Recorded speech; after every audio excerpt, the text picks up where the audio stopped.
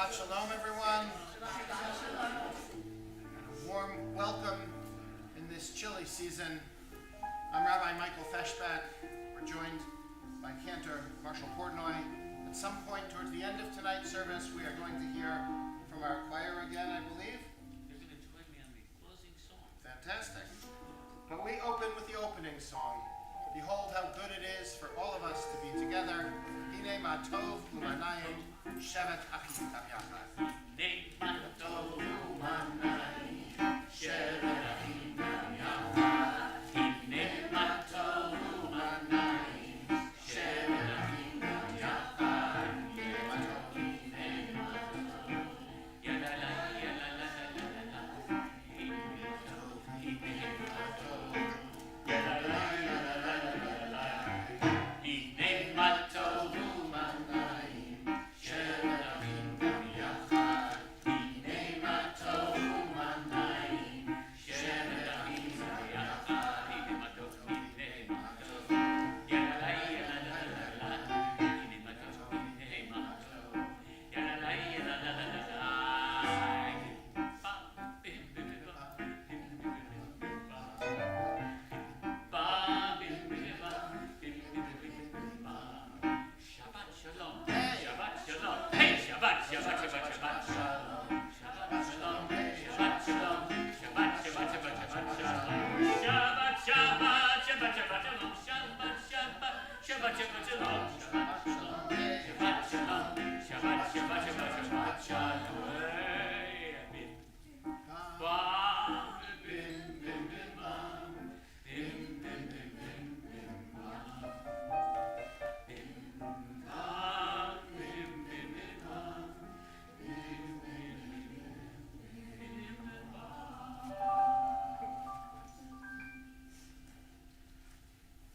In the 16th century, in the city of Tzfat, a group of mystics began going out to the mountains.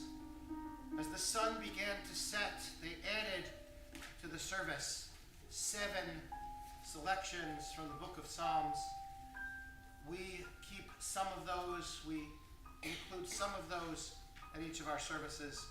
We open with Psalm 95 and Psalm 96 on pages 130 and 131.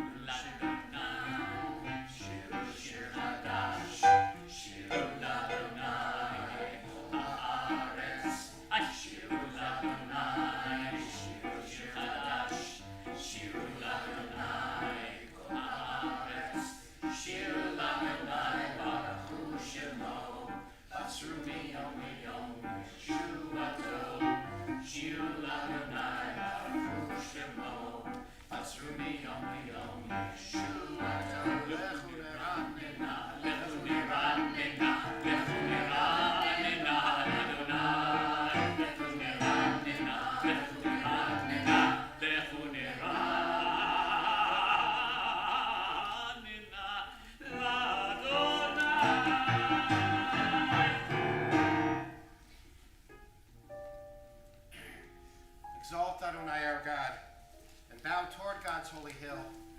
From Psalm 99, the last paragraph of Hebrew on page 135. Romamu Adonai Eloheinu.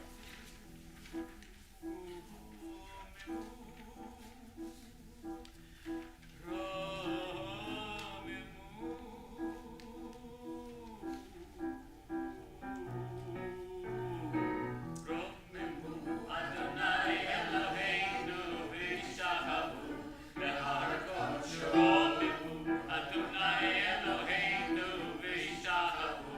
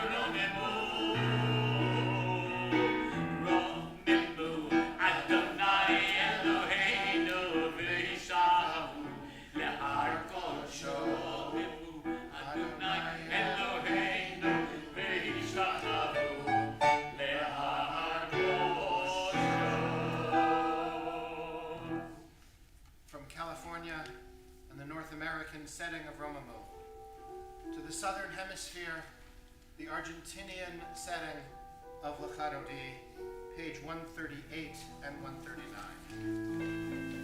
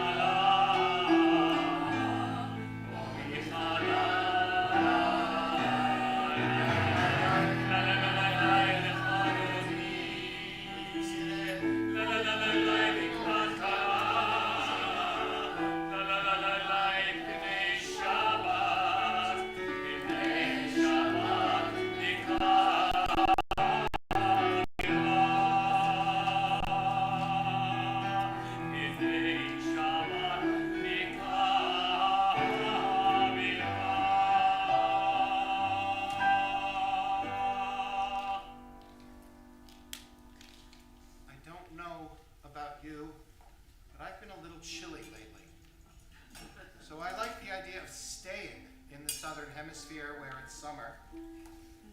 So is this a South African setting of Shalom Aleichem? We're going to say this is South African. We're not sure. Just imagine the sun and the warmth. Shalom Aleichem, page 142. It's what's written, so I don't know. Page 142. I'll sing it in a little bit of a higher key, and then I'll lower it. We'll explore some keys together.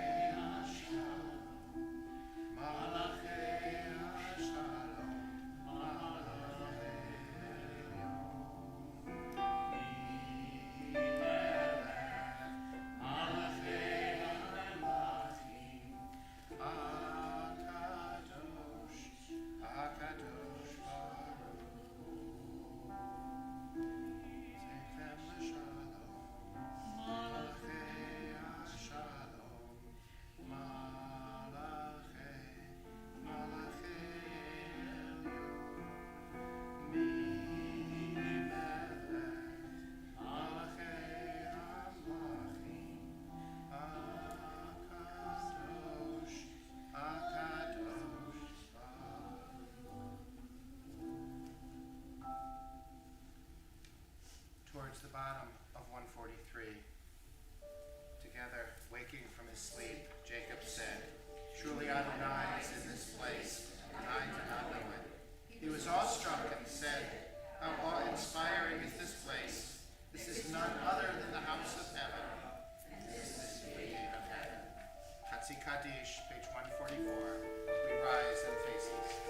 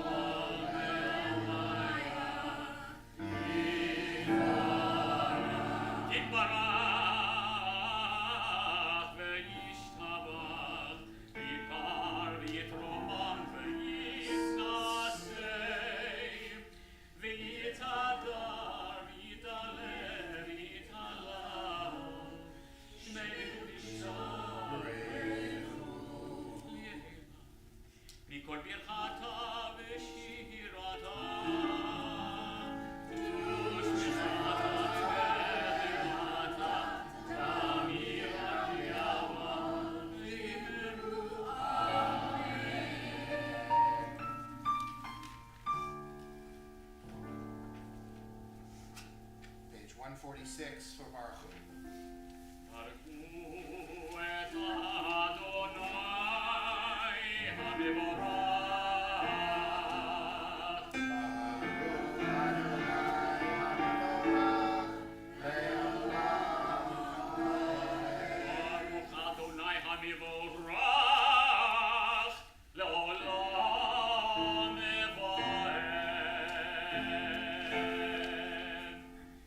each other, but remain standing. 148.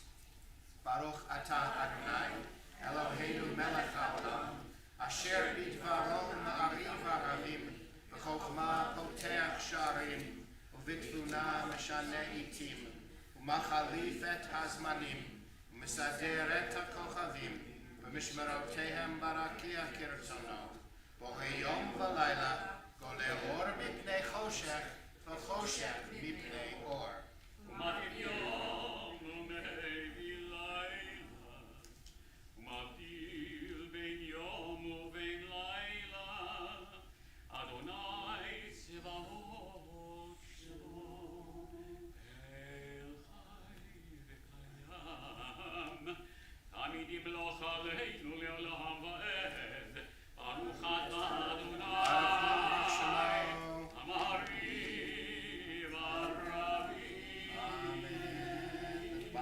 Page 150 together. Everlasting love you offered your people Israel by teaching us Torah and mitzvot, laws and precepts. Therefore, Adonai our God, when we lie down and when we rise up, we will meditate on your laws and your commandments. We will rejoice in your Torah forever. Day and night we will reflect on them, for they are our life, and doing them lengthens our days. Never remove your love from us. Praise to you, Adonai, who loves your people Israel.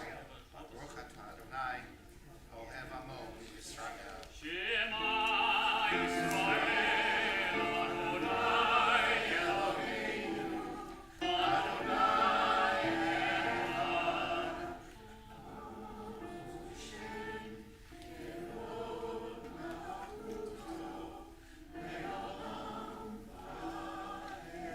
Please be seated.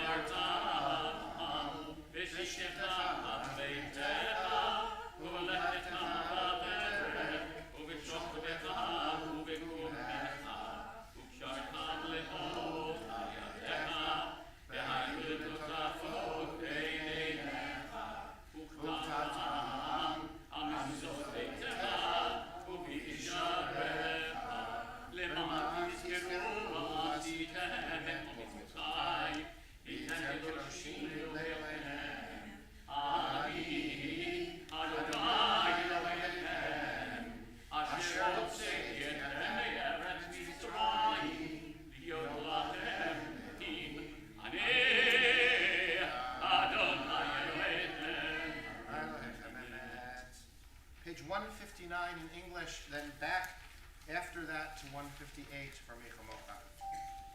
Sing the song of men and women joined in understanding and respect, the song of God's miracles, an earth protected and cherished, a gift for our children and the generations to come. The song of a land once ravished by war, now quiet and content, her soldiers home to leave no more. The song of a world redeemed, the song of peace.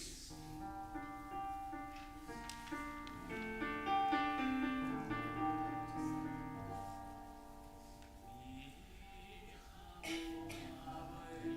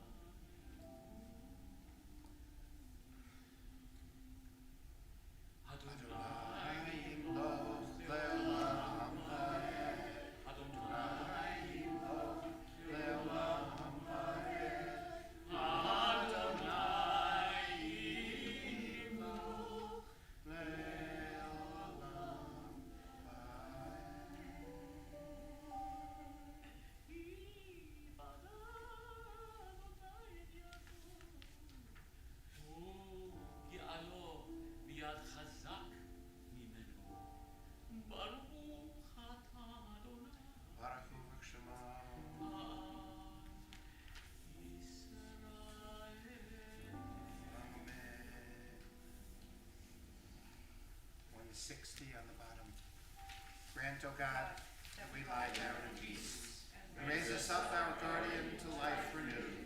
Spread over us the shelter of your peace.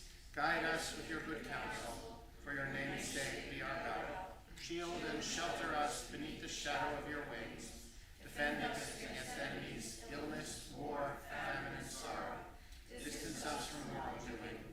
For you, God, watch over us and deliver us. For you, God, are gracious and merciful. Guard our going and our coming, to life and to peace forevermore. Baruch atah Adonai, haporesu kan shalom aleinu, ve'al kol amo Yisrael, va'al Yerushalayim. V'shamru, page 162.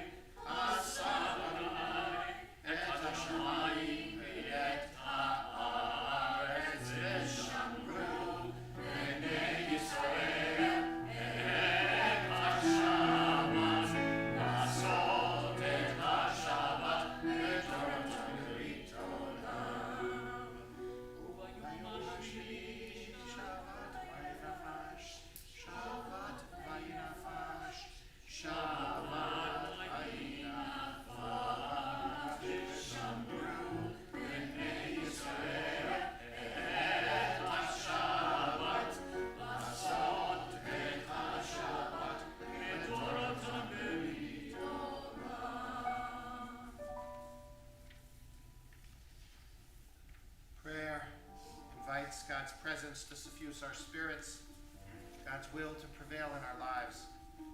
Prayer may not bring water to parched fields, nor mend a broken bridge, nor rebuild a ruined city.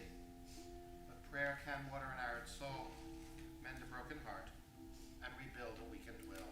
The Amidah Tefillah, beginning on page 164, we rise and we face east.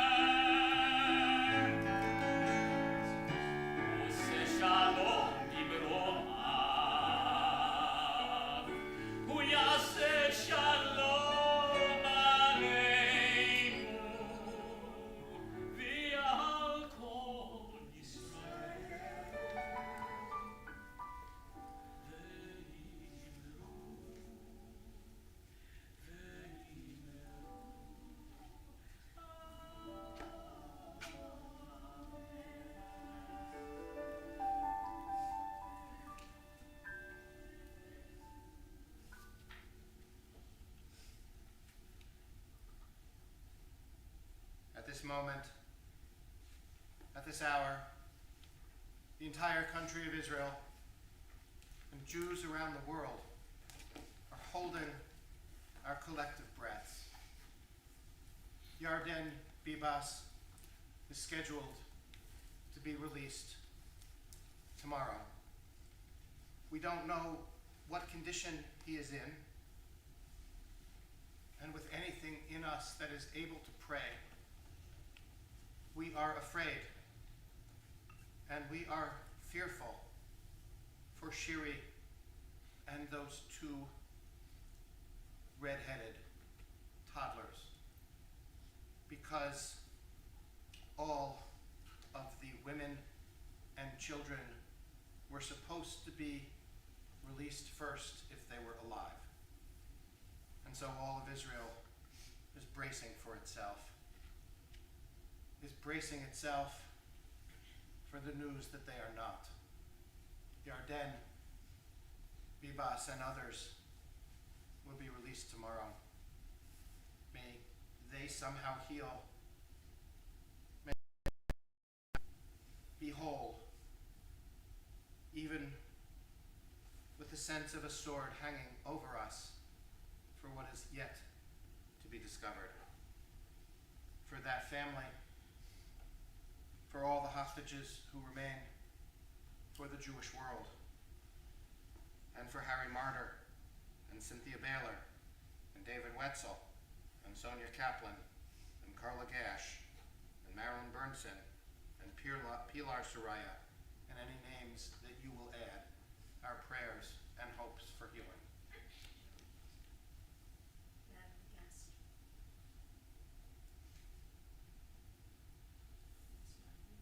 Our friends Kathleen, Brenda, Lois, Ada, and Debbie.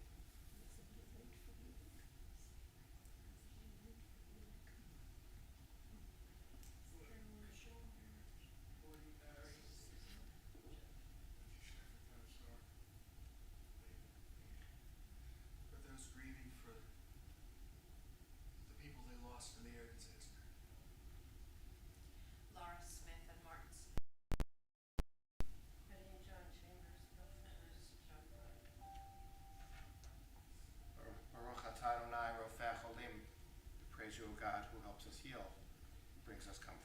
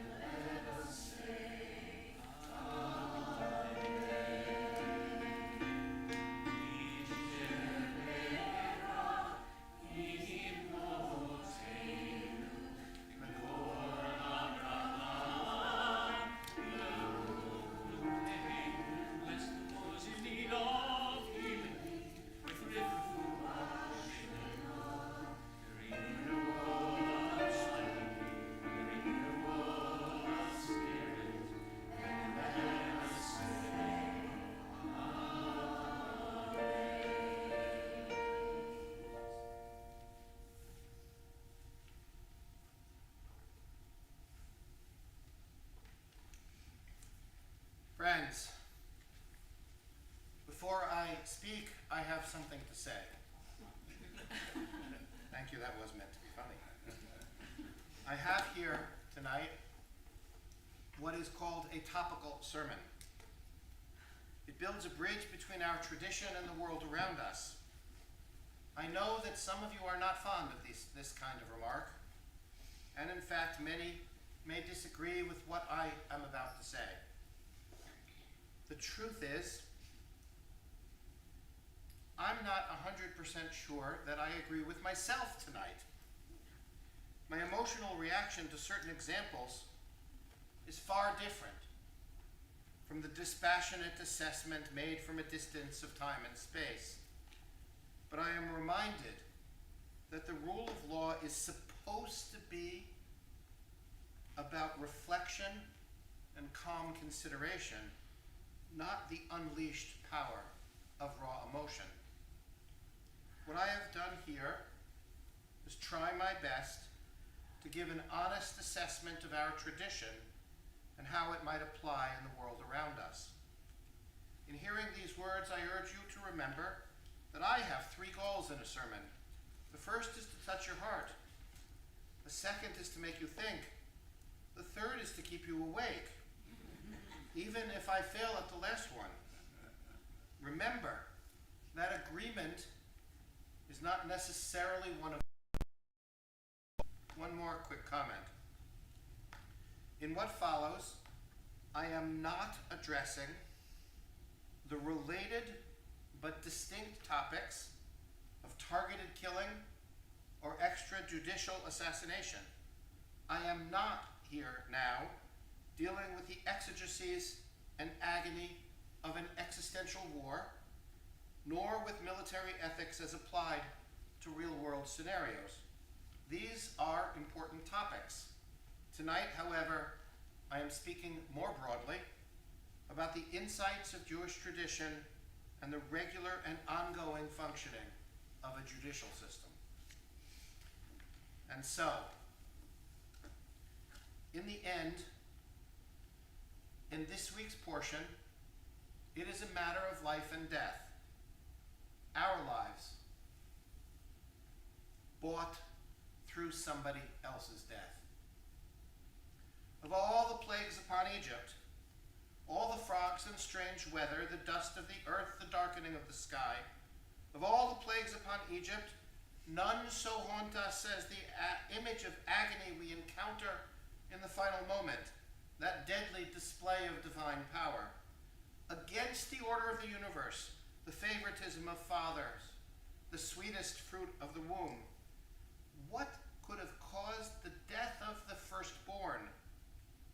Nothing in nature could have done it. Alone amongst the plagues, the final strike could only have come from something beyond this world and above it.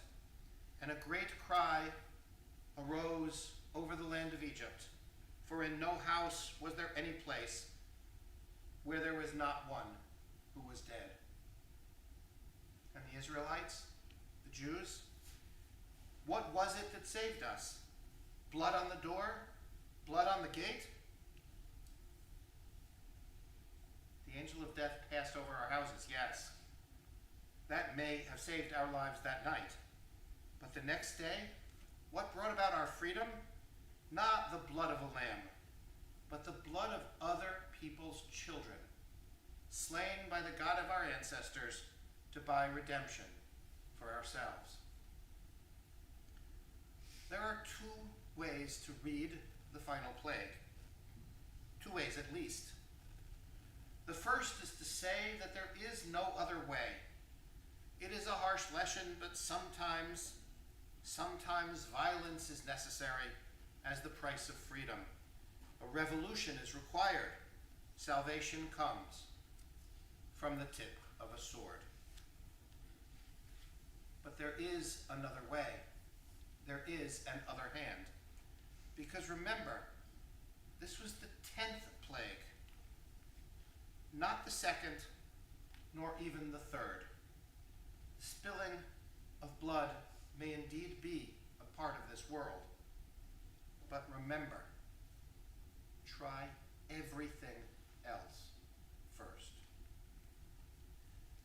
My friends, I believe the time has come to take another look at capital punishment, not only in our country, but in our conscience and our tradition.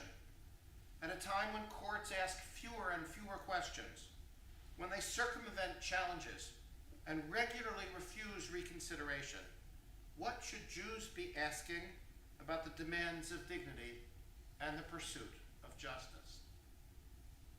A few years ago, in the state of Texas, a man named George McFarland was sentenced to death after his own attorney slept and snored through most of the 4-day trial.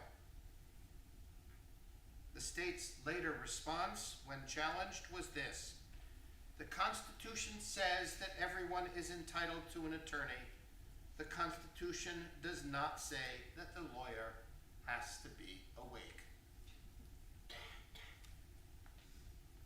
For the entire first quarter of this century, we have seen a world aflame, from Twin Towers to snipers, to powder in the mail and terror at the mall, to school shootings which don't seem to stop, to terror abroad and fear at home. And so we are filled with anger and walk around afraid and inflamed and enraged.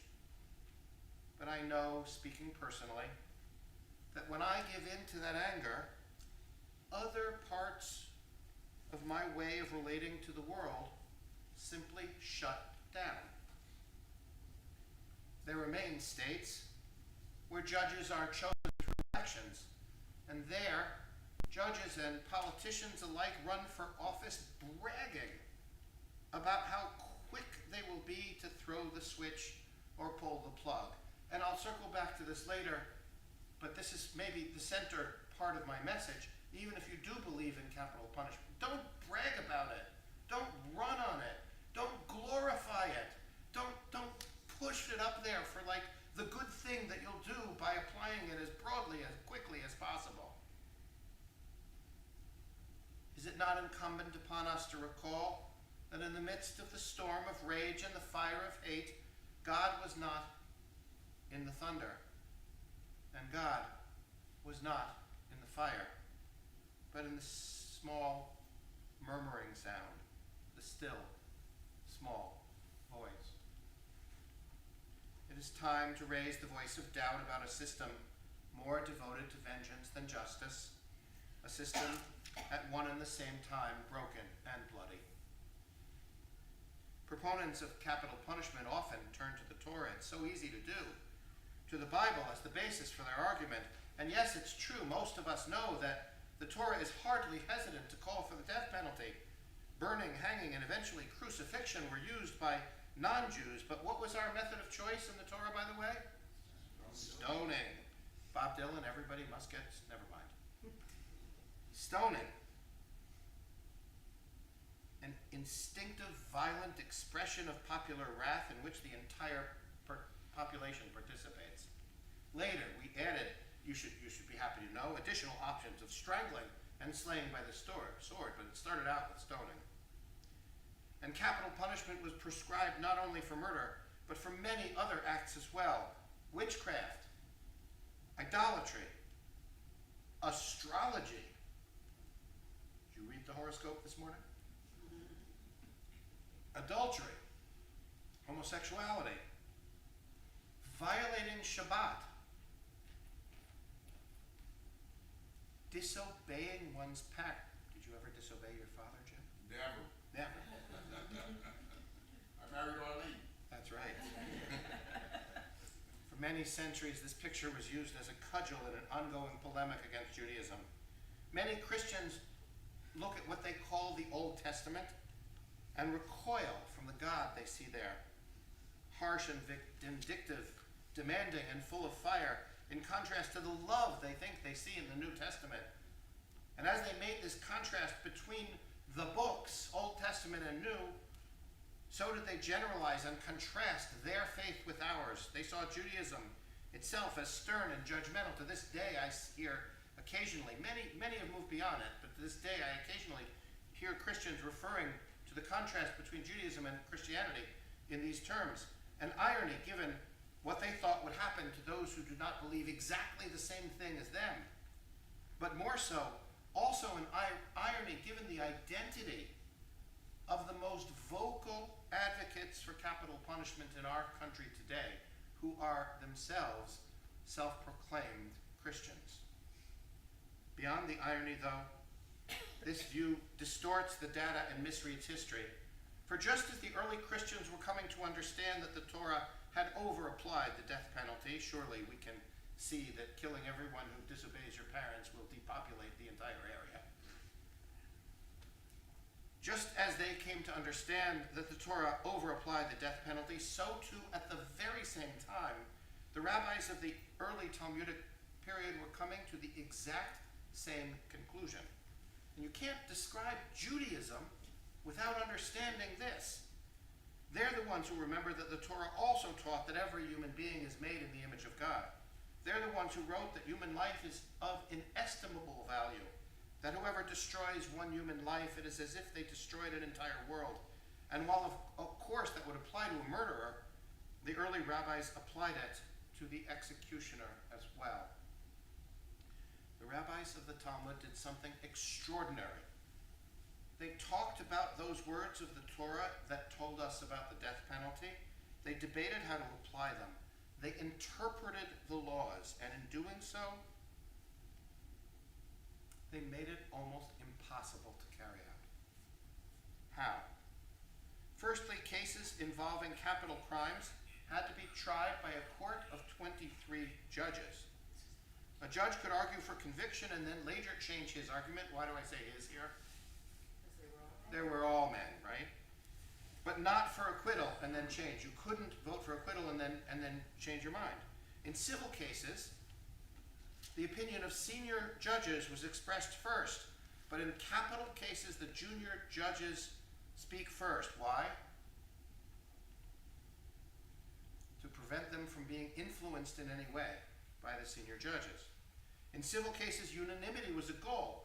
In capital cases, all judges could vote to acquit. But what happens in Jewish law if the verdict is unanimous and guilty? The case is thrown out. Because if nobody could be found to argue for the accused, the court was automatically considered biased. There's more. Conviction could only come with the testimony of two eyewitnesses who could not be related to either party by blood or by marriage. Circumstantial evidence was not allowed. The Talmud gives the following example. I saw a man chasing another into a ruin. I ran after him and saw a sword in his hand, dripping with the other's blood, and the murdered man in his death agony. But the witness did not see the circumstances in which the sword was inserted into the victim's body. Maybe the victim ran into the sword himself. Witnesses were interviewed separately about the exact time, place, and persons involved in the crime. If any discrepancy was found, the accused was acquitted. Rabbi Yochanan ben Zakkai even attempted once to disqualify a witness by questioning him about the stems of the figs growing on the tree underneath which the crime was committed. Accuracy and coordination of testimony, witnesses were warned that if they were found to have testified falsely, they would be subject to the same penalty. Double jeopardy was prohibited even with new evidence, and astonishingly, witnesses were asked whether they had warned the accused immediately prior to the crime being committed. If he or she knew that the penalty for what they were about to do was death, such a warning was required. Imagine this. Person A sees person B about to plunge the axe into the head of person C. Person A has to say to person B, do you know that what you are about to do is a capital crime? Person B has to answer, I know that what I'm about to do is a capital crime, and then put the axe in the head, but if there's any delay, they might have forgotten. A Christian authority on Jewish law, George Footmore, wrote at the beginning of the 20th century, it's clear that with such a procedure, conviction in capital cases was next to impossible. That this was the intention of the framer of these rules was equally plain. The Talmud records Rabbi Tarfon and Rabbi Akiva as saying that had they been members of the Sanhedrin, during the era when it ruled on capital cases, a judicial power which the Romans reserved for themselves while these rabbis lived, no one would ever have been executed. Such a sentiment was not, we're Jews. This is not going to be unanimous, right? The Talmud also records Rabbi Shimon ben Gamliel replying to his two colleagues that they would have multiplied the spillers of blood in Israel.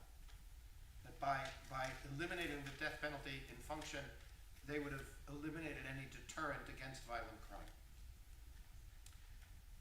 Perhaps, maybe, someday, one of these courts might have enforced the death penalty, but none of these rabbis, even Shimon, would have been proud of it.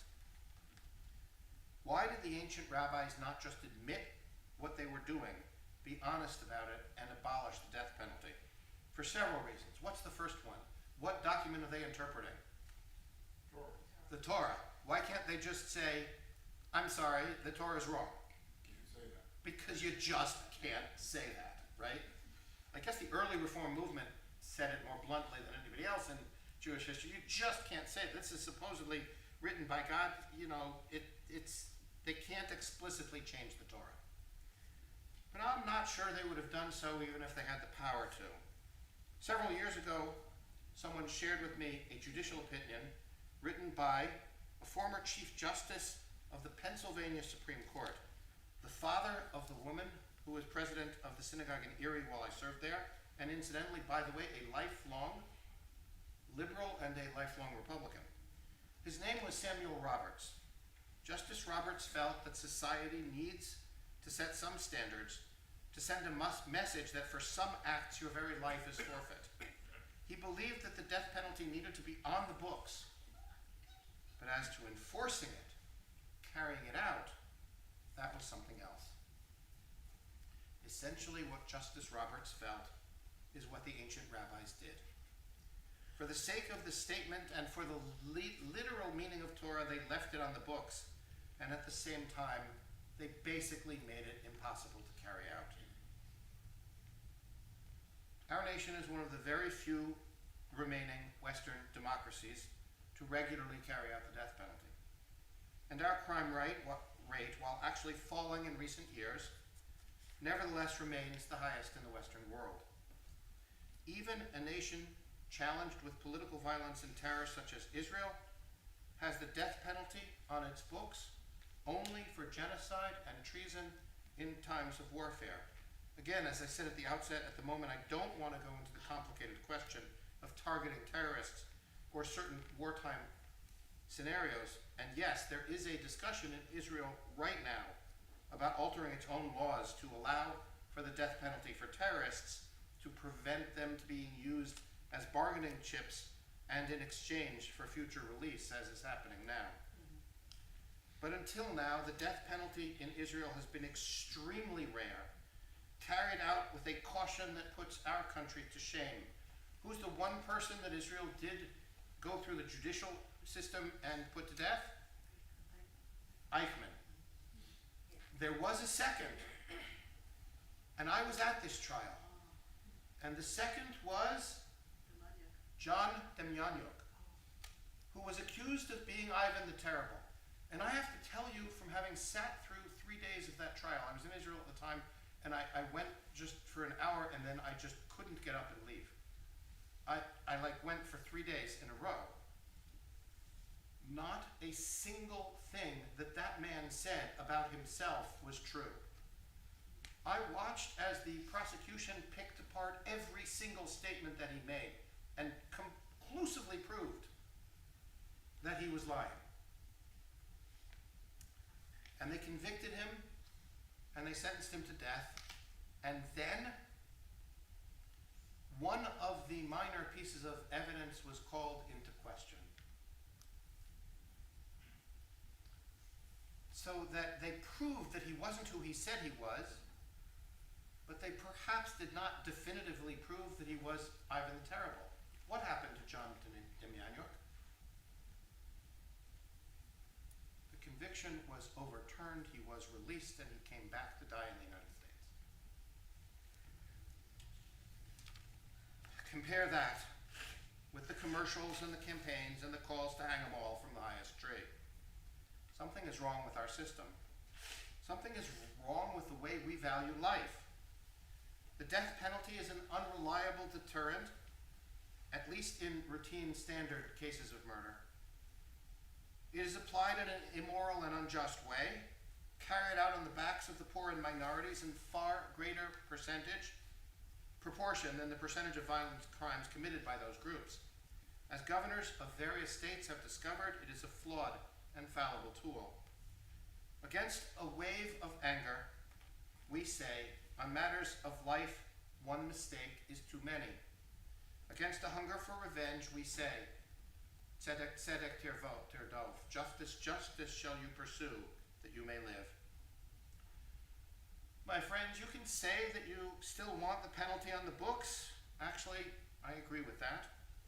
You can believe in it for treason, for domestic terrorism, yes, even maybe for mass murder.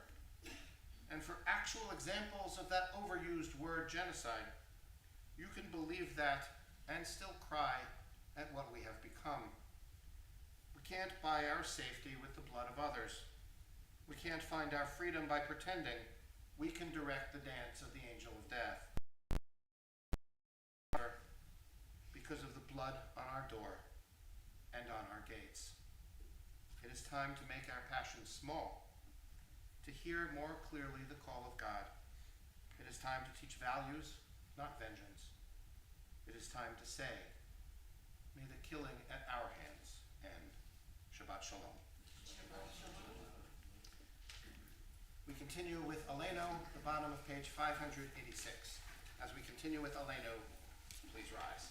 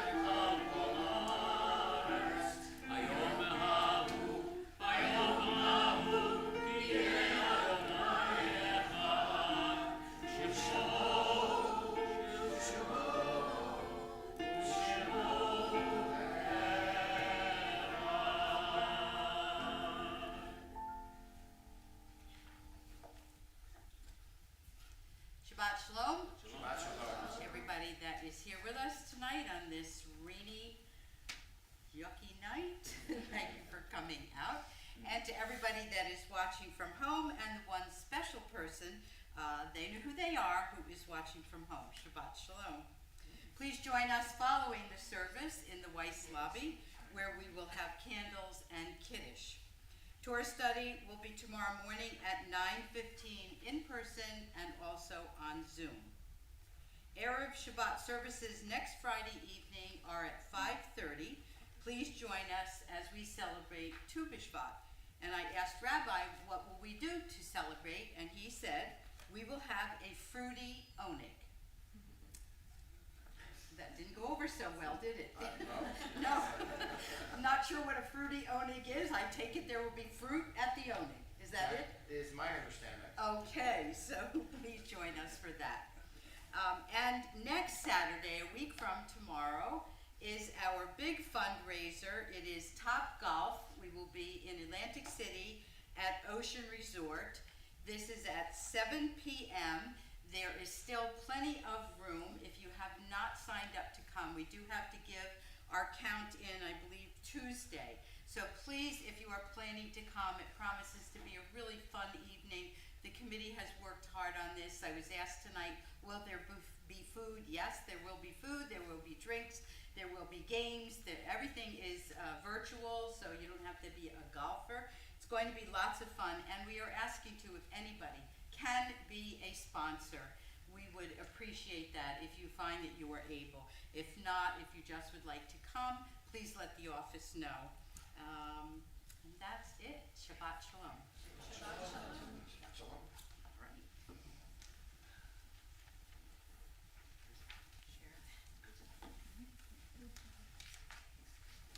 So, I will look a little further ahead. This is the first draft of a Wicked and Bob Dylan poem. Now, I wrote some of the Dylan pieces, and we paid for some of the Wicked pieces. So I don't necessarily know many of the Wicked ones, but I'll just give you a sample from the Dylan song "It Ain't Me, Babe." Somebody sing a little of it. It ain't me, babe. Okay, right. You say you're looking for this. You say you're looking for this queen to show up in just my crown. You didn't mention anything else, not a necklace or pretty gown.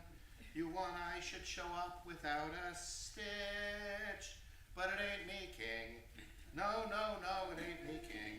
It ain't me, king, who's showing up. Anyway, that's, other people will be singing also. March 14th, a Wicked and Bob Dylan poem. Let's invite other people to sing. That's what? Let's invite other people. Let's invite other people to sing. I thought Dylan is the one artist I actually could sing.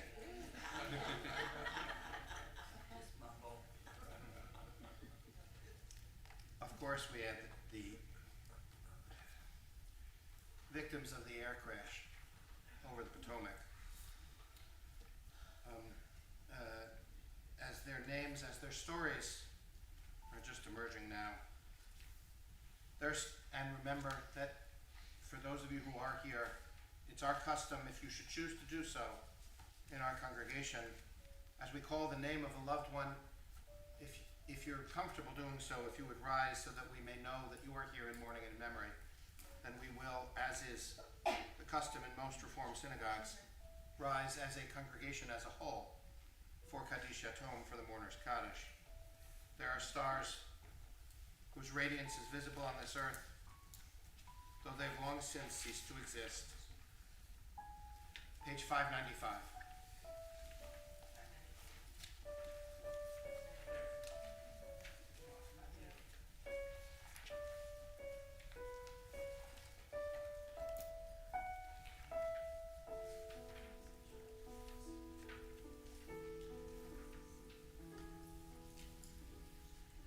There are stars up above,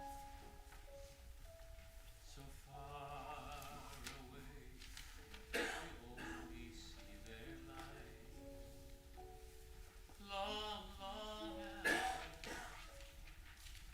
the star itself is gone, and so it is with people that we love. Their memories keep shining ever brightly, though their time with us is done. But the stars that light up the darkest night, these are the lights that guide us as we live Our days, these are the ways we remember. We remember as we live our days. these are the ways we remember.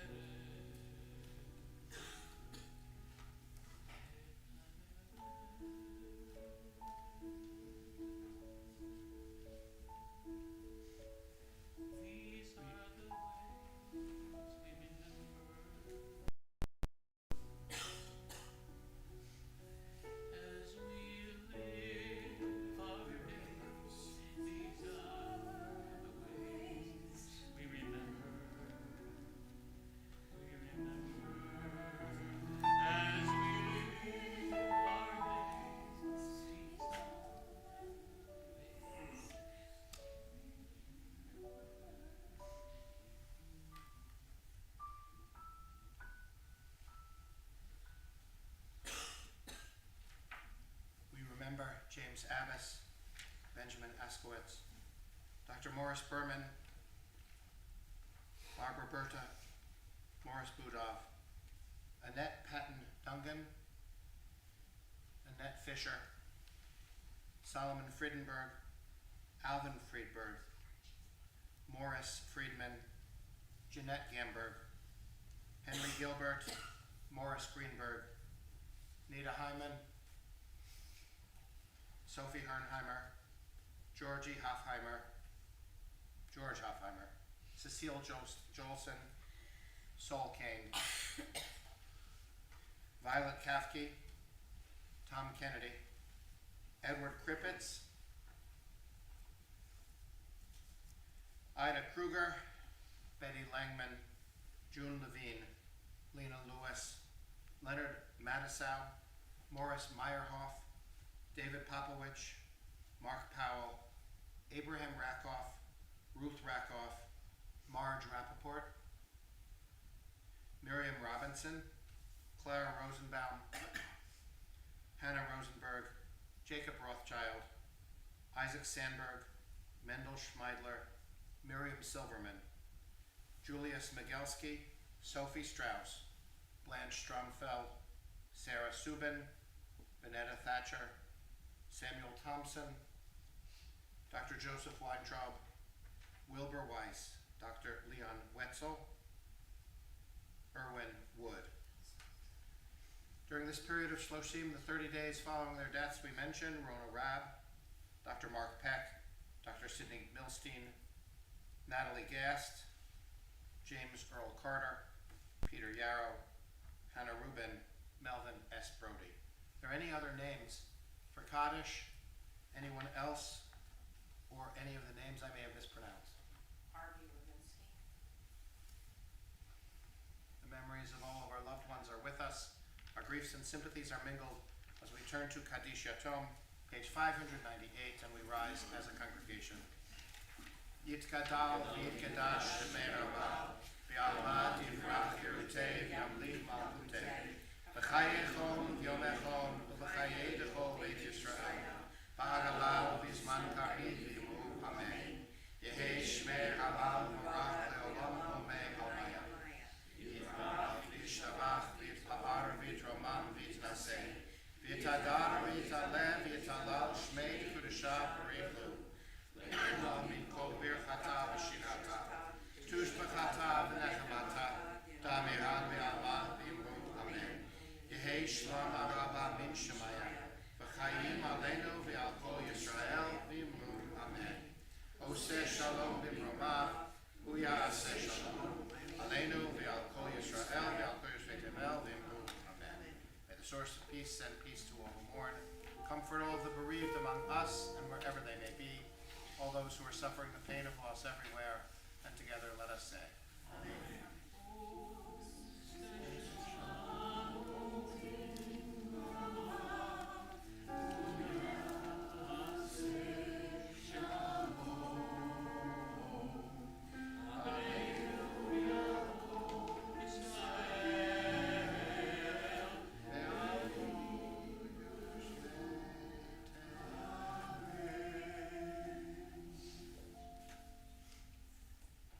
And we close with Well, if you, this congregation will be seated, we're going to do something a little different tonight.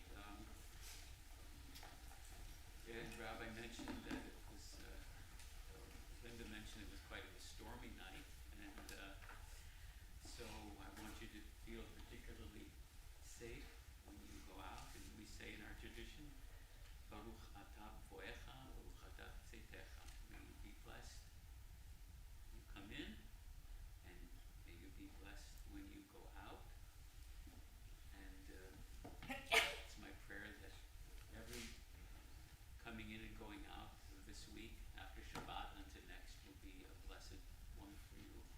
So we're going to do that prayer and wish for you musically tonight in this song called Blessed May You Always Be.